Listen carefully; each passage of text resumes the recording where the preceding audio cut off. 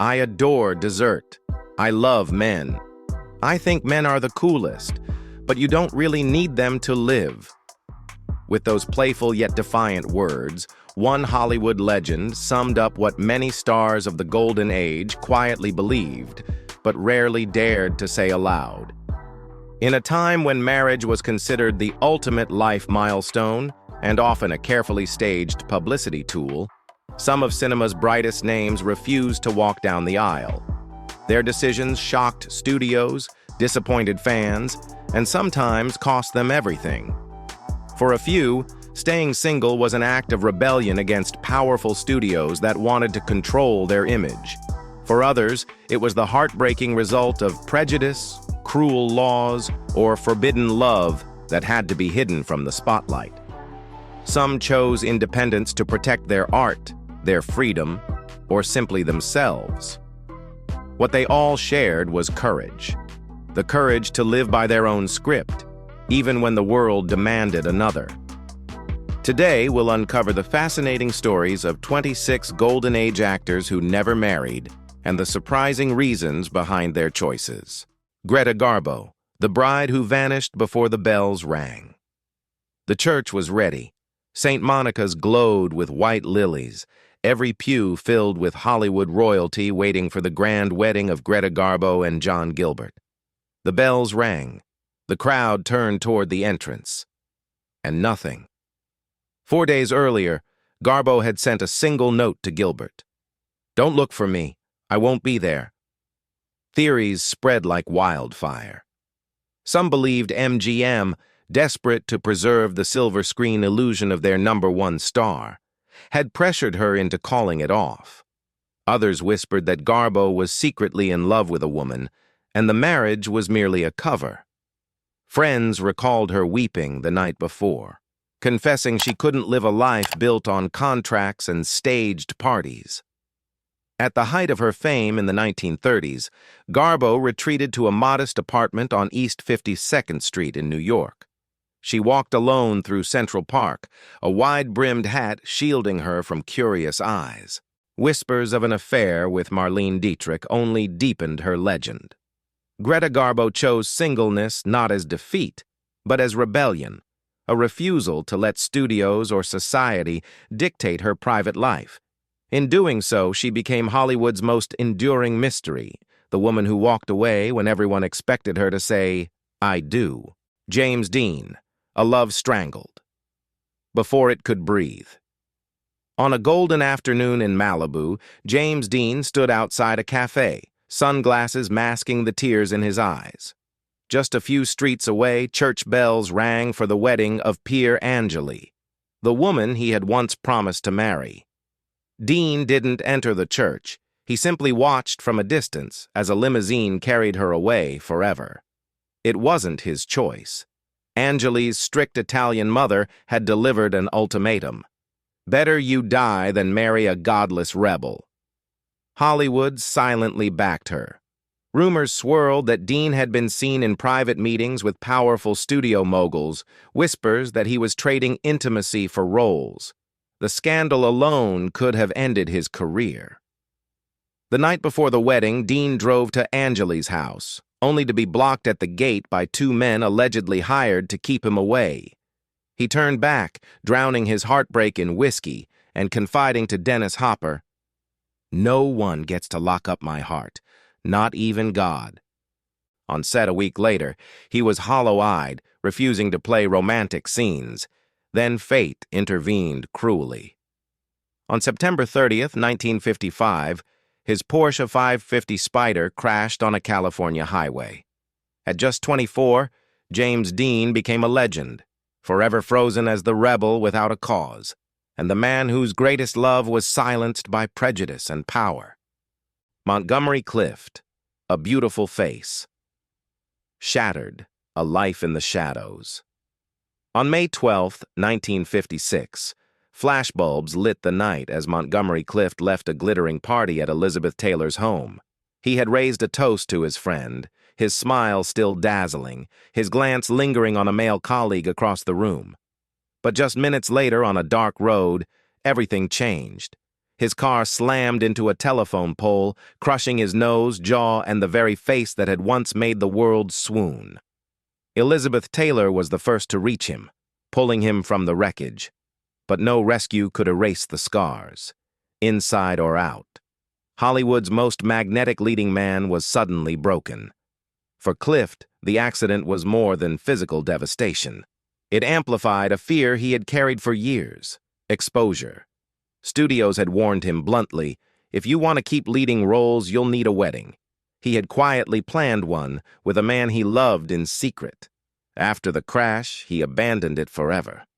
Instead, Clift retreated into himself. Once a vibrant guest at Hollywood gatherings, he now spent nights alone in a small New York apartment, chain-smoking by the window until dawn. On screen, he played tortured loners and haunted souls, roles that became mirrors of his own despair. Friends whispered that his heart had frozen, that he no longer believed he was whole enough to love or be loved. Montgomery Clift's story was not just about a tragic accident. It was about a man who lived in fear of the truth and whose silence became his prison. May Wong, Love Forbidden by Law. In 1933, headlines blazed across the San Francisco Examiner. May Wong, secretly engaged to white director. Fans of Hollywood's first great Asian American star buzzed with excitement, imagining a glamorous wedding for the woman who had already broken countless barriers on screen. But just 3 weeks later, Wong faced the cameras with a forced smile and a devastating confession. I could marry the man I loved dozens of times, but only on screen. Her heartbreak wasn't a matter of choice, it was law. In California, interracial marriage was banned, making it illegal for Wong to wed most of her white colleagues. Asian leading men were nearly non-existent in Hollywood, leaving her surrounded by walls she could not climb. When rumors began pairing her with actresses, the whispers were used against her, a cruel weapon to tarnish her reputation. The director she loved was threatened by studio executives: walk away or lose his contract and his funding. He caved under pressure. Alone in her Los Angeles apartment, Wong wept through the night, draining a bottle of whiskey as she stared at the glowing city skyline. To the public, she remained a fierce icon, outspoken against racism, poised, dignified. But behind closed doors, she returned to silence, her victories always shadowed by solitude. May Wong's love story was destroyed not by scandal, but by the cold force of law and power. She became a symbol of resilience, yet her greatest role, the woman she longed to be in real life, was the only one she was never allowed to play. Ramon Novarro, the heartthrob who kept his love in the shadows. When Ramon Novarro stepped out of a gleaming limousine at the 1925 premiere of Ben-Hur, the crowd gasped. With his dark eyes, polished tuxedo, and effortless charm, the Mexican-born actor was hailed as the next Rudolph Valentino. Hollywood expected a grand romance and a dazzling wedding. But Novarro had made a vow to his devout Catholic mother. He would never marry unless it was for true, undying love.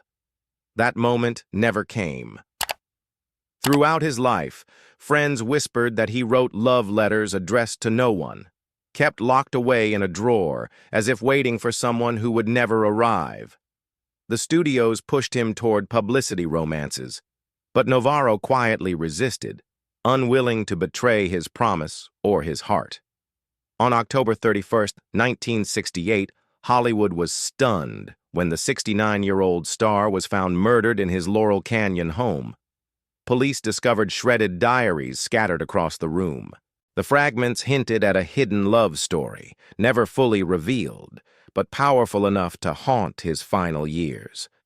Novarro's choice to remain unmarried was not a sign of emptiness, but of devotion to an ideal of love he refused to cheapen. His tragic death left behind not just questions about his secret, but the haunting memory of a star who lived and died, guarding his heart. Tab Hunter.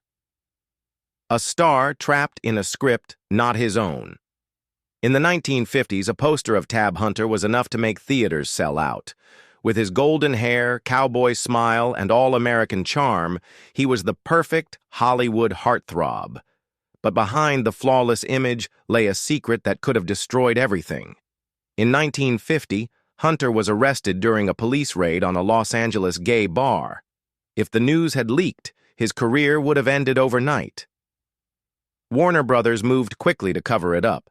Studio executives crafted a new role for him, not on screen, but in life. They arranged staged romances with leading ladies, fed gossip columns with tales of glamorous dates, and built the illusion of a bachelor every woman wanted. Hunter smiled for the cameras, played the part, and kept silent. Marriage, real or fake, would have risked unraveling the entire facade. For decades, he lived inside that carefully written script, knowing his truth could never be told.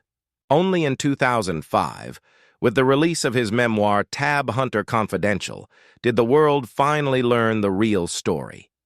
He revealed that the love of his life was Anthony Perkins, the brooding star of Psycho. Tab Hunter's career was shaped by the mask Hollywood forced him to wear, but his legacy lies in the courage he showed later, choosing to tell his truth at last. His life was proof of how a star could be both idolized by millions and imprisoned by an image not his own. Dirk Bogarde, a love hidden in plain sight. When asked why he never married, Dirk Bogarde would only smirk and say, "I have everything I need." Few knew that everything meant Anthony Forwood, his co-star, manager, and life partner for more than 40 years. From the 1950s through the 1970s, admitting to being gay in Britain meant career suicide and social exile. Bogarde chose silence, never once naming Forwood publicly, not even in his memoirs. Instead, they built a quiet life together, from a villa in France to a countryside estate in England. To outsiders, Forwood was simply Bogarde's closest friend. But photographs, shared glances, and a life lived side by side told the real story. When Forwood died of cancer, Bogarde guarded every memory in silence. His refusal to confess was both tragedy and testament, a secret love spanning 4 decades. Sal Mineo, the rebel who paid with his life. In 1955, the lights of Rebel Without a Cause turned 19-year-old Sal Mineo into an icon. With his boyish looks and raw energy, he became the face of youthful rebellion, adored by millions. But Hollywood's love affair with him was short-lived. A decade later, his career faltered when he publicly came out as bisexual, an act of honesty that conservative Hollywood wasn't ready to forgive. Major film offers vanished almost overnight. Mineo turned to theater and television, hoping to rebuild what had been taken. Just as a comeback seemed within reach, fate struck. On February 12, 1977, after a rehearsal in Los Angeles, Mineo was ambushed and stabbed to death outside his West Hollywood apartment. He was only 37. Though police called it random, many friends believed his openness about his sexuality made him a target. Unlike others who hid in silence, Mineo refused to live in fear of his truth. That courage cost him everything. Sal Mineo's story remains a chilling reminder of the price some stars paid for authenticity. His legacy is not just that of a fallen idol, but of a man whose honesty was decades ahead of its time. Lillian Gish, the actress who married her art. The soft lights of Biograph Studios in 1912 framed Lillian Gish's delicate features, but her words carried an unexpected force. "I have married my art, and I am the most faithful wife." She wasn't joking.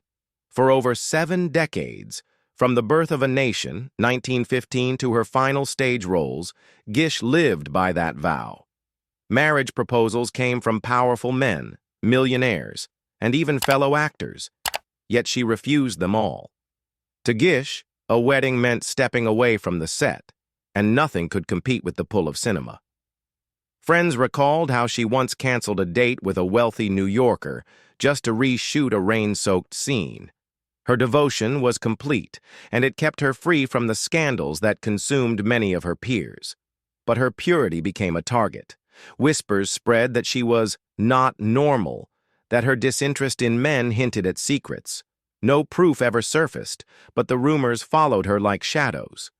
Gish simply ignored them, returning each night to her Fifth Avenue apartment, reading scripts by lamplight, content in her solitude. Lillian Gish never wore a wedding ring, but her legacy sparkles brighter than any diamond. She chose film over family, art over convention, and in doing so became immortal. Clifton Webb, the gentleman who chose his mother over marriage. At the 1944 New York premiere of Laura, flashbulbs popped as Clifton Webb stepped onto the red carpet. But what stunned reporters wasn't his tailored suit or his icy wit. It was the woman on his arm, his 74-year-old mother, Mabel. Unlike other stars, Webb didn't bring a glamorous actress or society beauty. He brought the woman he had lived with his entire life. For 50 years, Webb and Mabel shared apartments from Manhattan to Beverly Hills. Every detail of their home was arranged around her habits. When she died at 91, Webb left her room untouched, her teacup still on the table, her coat draped over the chair as if she might return at any moment. When asked about marriage, Webb would smile and say, "No one could ever replace my mother." Hollywood colleagues noted that any woman who tried to get closer than friendship was politely but firmly pushed away. The press dubbed him a confirmed bachelor, a polite term often used at the time for lifelong single men, but in Webb's case, it carried a peculiar reverence. Clifton Webb wasn't just unmarried, he was untouchable, devoted to the one woman no one could ever compete with. Edward Everett Horton, the bachelor who hosted Hollywood's Secrets. In the 1930s, whispers drifted through Hollywood about the mysterious soirees at Edward Everett Horton's Encino mansion. No reporters were allowed inside, no photographs were ever taken, yet the rumors spread. Fine wine, live jazz, and a gathering of actors who could never be themselves in public. For a few precious hours, Horton's home became a sanctuary where closeted stars could breathe freely. Horton knew the risks. A single scandal could have destroyed not only his career, but also the fragile haven he had created. Even a sham marriage, common in Hollywood at the time, might have invited tabloids too close. He chose instead to live alone, not out of lovelessness, but to protect the refuge he offered others. Friends spoke of him as a quiet guardian, a man who provided privacy in a town obsessed with exposure. Some claimed he acted as a discreet matchmaker, helping stars find each other under the veil of secrecy. Others said he held untold stories of A-list affairs locked away forever. By refusing marriage, Edward Everett Horton preserved his greatest role, not as a husband, but as Hollywood's silent protector, the bachelor who kept its most fragile secrets safe. William Haines, the star who chose love over Hollywood. In the mid-1930s, William Haines was one of MGM's brightest leading men, starring in hits like Tell It to the Marines and Show People. Then came the ultimatum from studio boss Louis B. Mayer. Marry a leading lady to silence rumors of homosexuality or lose everything. Haines didn't hesitate. "I choose the man I love," he replied, ending a $1 million contract and his Hollywood career in a single sentence. That man was Jimmy Shields, his lifelong partner. Together, they built a new life as interior designers for the elite, transforming Beverly Hills mansions and even Nancy Reagan's home. While Hollywood branded him the first star fired for love, Haines saw his choice differently, proof that some things shine brighter than the spotlight. Roddy McDowall, the groom who disappeared. The gown was finished, the London church was reserved, and the guest list read like the cover of a glossy magazine. Hollywood buzzed with anticipation for the wedding of Roddy McDowall, the beloved child star of How Green Was My Valley. But just days before the ceremony, McDowall vanished. No phone call, no explanation, no groom at the altar. Rumors swirled. Some whispered he had fled to France, escaping the press and his fiancée. Others suggested the idea of turning love into a publicity stunt disgusted him. McDowall had seen too many studio-manufactured romances used as tools to sell films. He had no intention of letting his personal life become another staged performance. Instead, he chose the freedom of lifelong singleness. Far from bitter, McDowall filled his days with theater, photography, and close friendships that endured for decades. His portraits of Elizabeth Taylor, Montgomery Clift, and countless others still hang in galleries, intimate, soulful images that captured what he may never have allowed himself to live out loud. To McDowall, love was not about contracts or ceremonies. It was about preserving what was genuine away from the glare of cameras. In leaving the altar behind, he proved that devotion could exist without marriage, and that art and friendship could be loves strong enough to last a lifetime. Farley Granger, the man who dated his own shadow. On his birthday in 1951, guests entered Farley Granger's Manhattan apartment expecting a lively party. Instead, they stopped in stunned silence. At the center of the room was a table set for two, with Granger himself seated in both chairs, swiveling between them as he raised a glass, a toast to his perfect partner, himself. For Granger, marriage was nothing more than an emotional prison.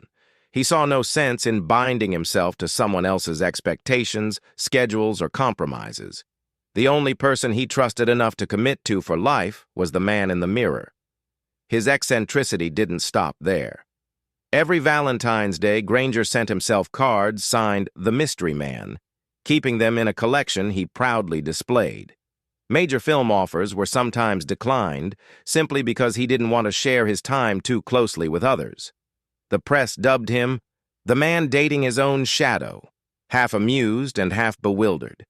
Yet behind the humor was a deeper truth. Farley Granger's refusal to marry wasn't born of bitterness, but of fierce independence. In choosing himself, he crafted a love story Hollywood never dared to script, one where the only lasting romance was self-love. George Nader, the man who guarded Rock Hudson's secret. At the 1954 Golden Globes, a candid photograph captured George Nader laughing with Rock Hudson. To the public, it looked like two rising stars sharing a joke. To Hollywood insiders, it sparked whispers of something more. Universal had once hoped Nader would be the next Hudson, handsome, charismatic, and bankable. But rumors of their closeness spread quickly, and with them came the end of Nader's leading man dreams. The studio abruptly shipped him off to Europe, where he starred in low-budget films far from Hollywood's glare. Privately, Nader built a life with his longtime partner, Mark Miller. Still, his loyalty to Hudson never wavered.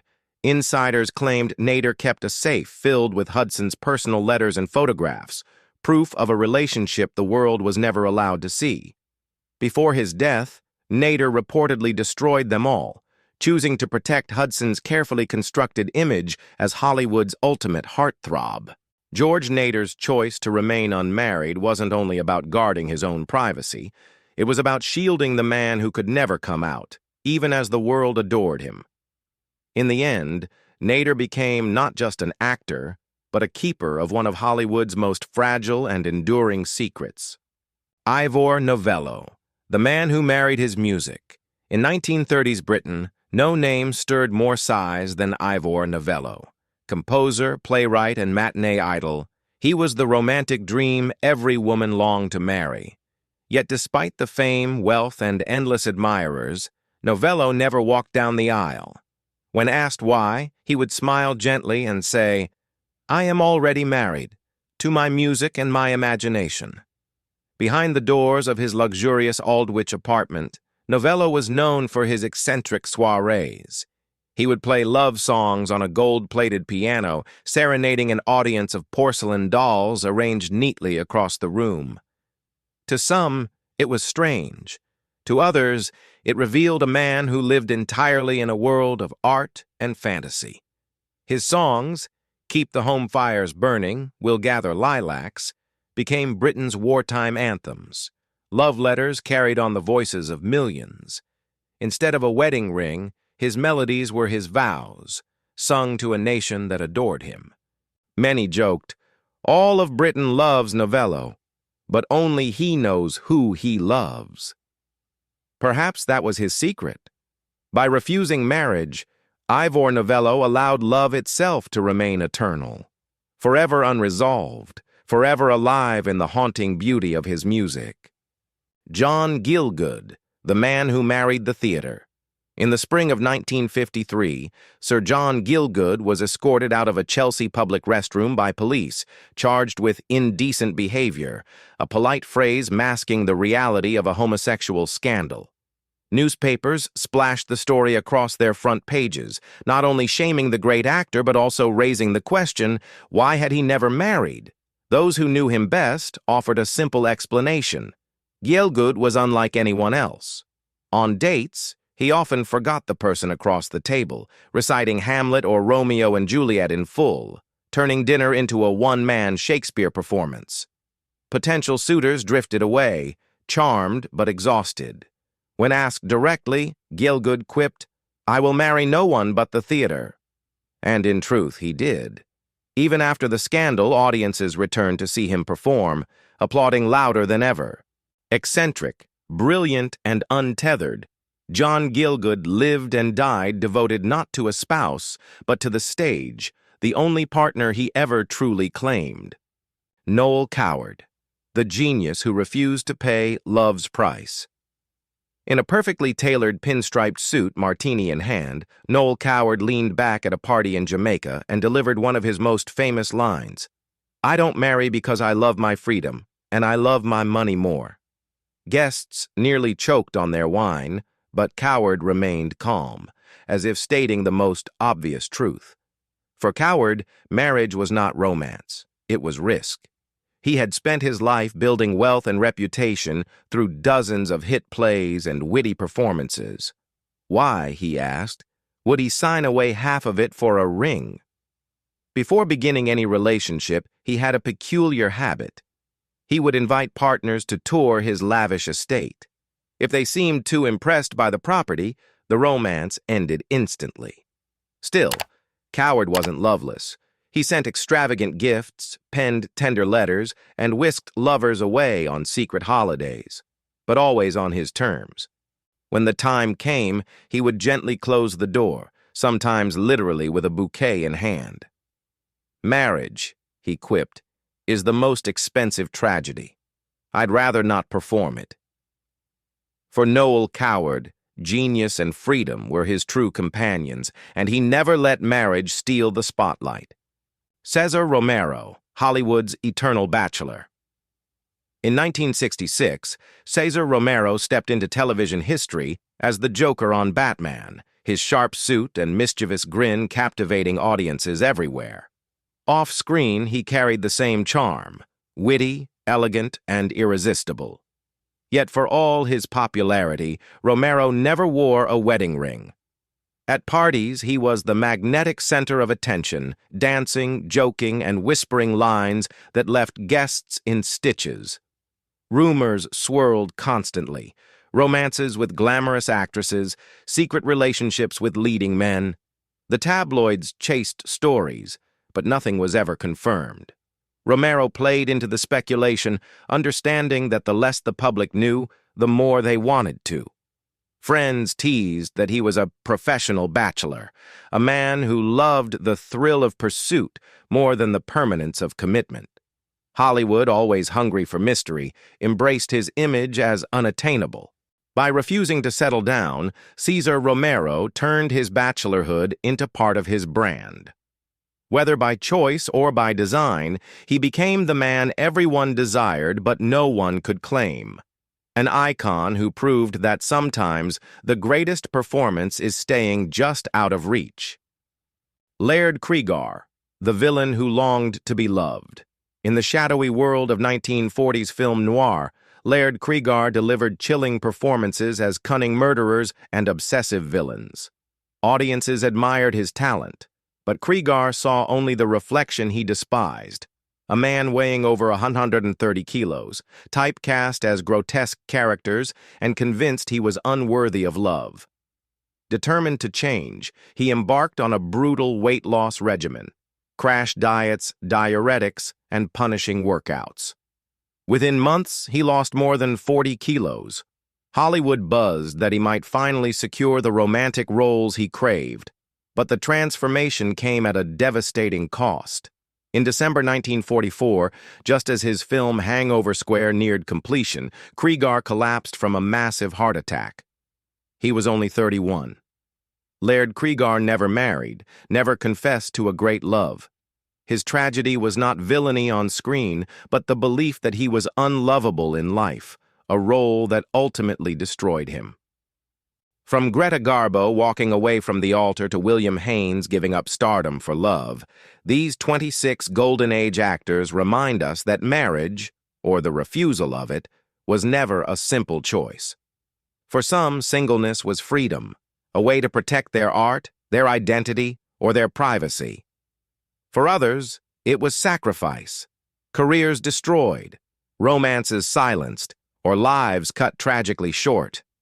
Behind the glamour of Hollywood's golden era lay stories of courage, secrecy, and profound loneliness.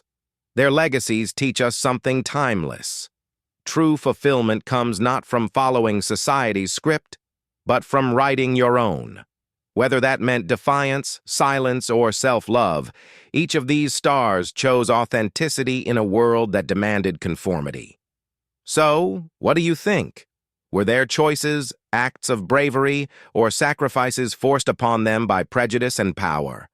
Share your thoughts in the comments. And don't forget to like, subscribe, and turn on notifications for more untold stories from Hollywood's past.